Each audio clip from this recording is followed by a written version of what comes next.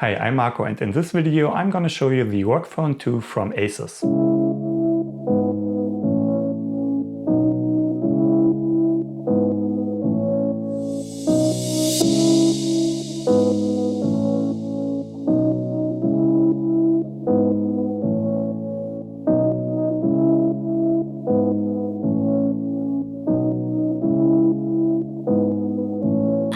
The design is clearly different from any other smartphone in the market. It certainly looks very similar to the first version of the ROG Phone, but the designers went crazy on the first version and also did it on the second one. The camera module already has an unusual shape. There are lines that run across the back and shimmer in different colors in the light. The cooling module is an eye catcher. That is made of plastic, while the rest of the back is made of glass. A special accent is here the copper-colored opening. Incidentally, the cooling module is not just an eye catcher, but it also works very well while cooling down your phone while gaming. On the back you cannot miss the Republic of Gamers logo. This is in normal operation white or silver shimmering, but if you activate the X mode to play games, it starts to rotate through different colors. So if the ROG Phone 2 was not an eye catcher before, then it should be now. Overall, the phone is pretty chunky. With its 240 grams, it is definitely not light. A 90.5:9 aspect ratio and then the forehead and chin above and below the screen ensure that this is a very elongated smartphone. For a gaming smartphone, however, the main orientation will be horizontal, and then that does not bother so much. But there's a good reason for the borders above and below the screen, because the ROG Phone 2 has very good front-facing speakers that provide really great sound. This is true while playing games, listening to music or watching movies.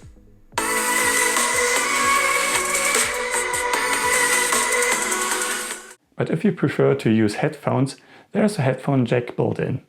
The screen is a 6.59-inch 120Hz AMOLED.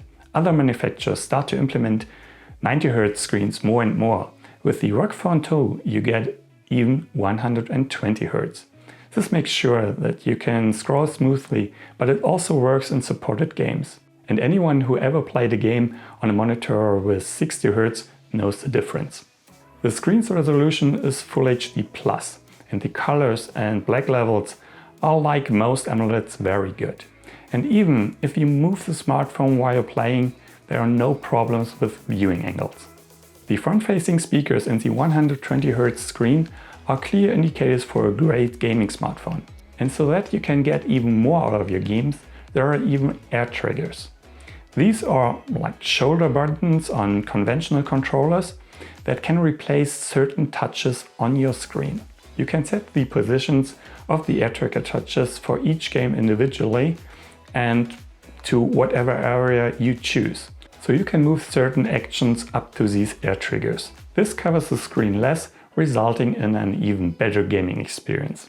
Every activation of an air trigger triggers a very good vibration motor. As you are probably used to from many gaming controllers of various gaming consoles, the feedback of the vibration motor is very important for a good gaming experience. And the vibration motor in the ROG Phone 2 is definitely one of the better ones and contributes positively to this. The remaining specs are also a guarantee for a good gaming experience. You get a Snapdragon 855 Plus with an Adreno 640. There are two variants when it comes to RAM, 8 or 12 GB.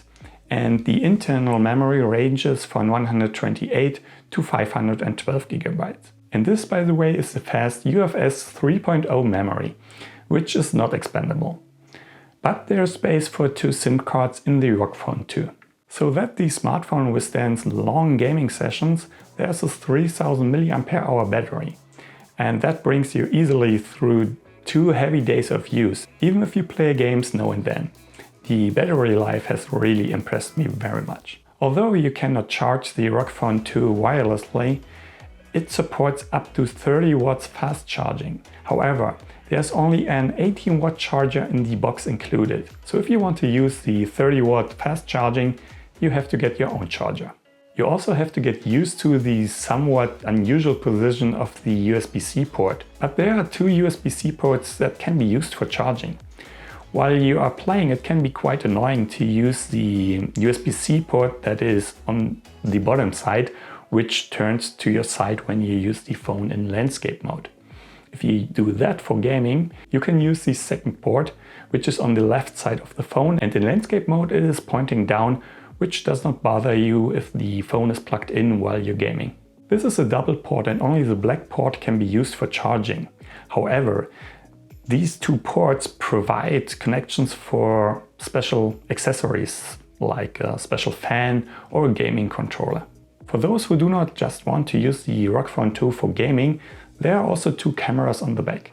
It is a 48 megapixel camera and a 30 megapixel wide angle camera. The cameras are sufficient for the occasional snapshot. The colors and dynamic range are not bad, and the portrait mode makes every effort to get a nice bokeh.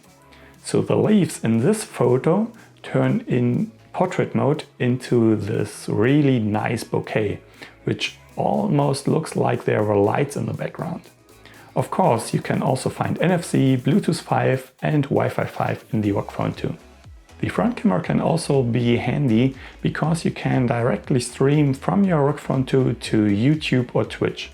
The quality of the 24 megapixel camera is certainly enough for that.